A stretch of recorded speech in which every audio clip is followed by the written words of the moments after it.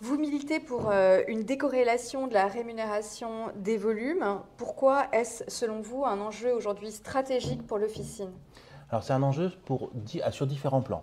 Premièrement, aujourd'hui on voit qu'on est dans une sobriété médicamenteuse et nous on a toujours été dans le bon usage. Donc quelque part, plus on va être dans un bon usage et donc décorréler des volumes, mieux ce sera parce que économiquement on a tout intérêt à déprescrire quand on n'est plus corrélé des volumes, alors que quand on est fortement lié au volume, la déprescription pèse lourd.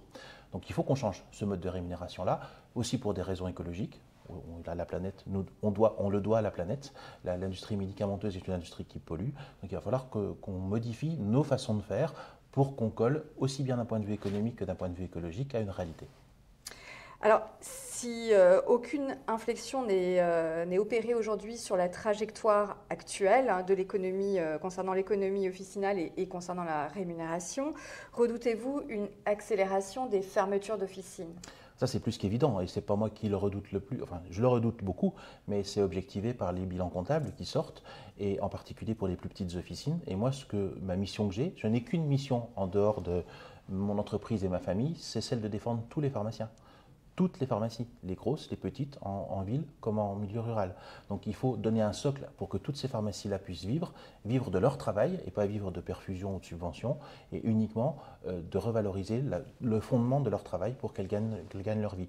Si on ne fait pas ça, on va inexorablement vers un appauvrissement du réseau.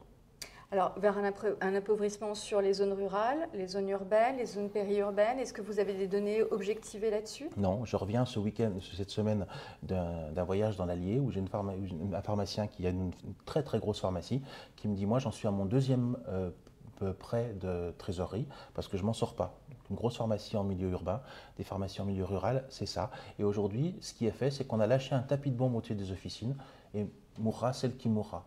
Mais on n'a rien construit, on n'a rien prévu et en tout cas pas de sauver tout le réseau. Et on se voit bien que le réseau a une importance énorme. Quand on demande au réseau de se mobiliser pour se lutter contre la crise Covid et tester pour éviter un troisième confinement, le réseau répond présent. Et c'est bien parce qu'on est présent sur tout le territoire avec un maillage efficient qu'on a réussi à prendre en charge. Sans ça, on sera beaucoup moins efficient. Merci.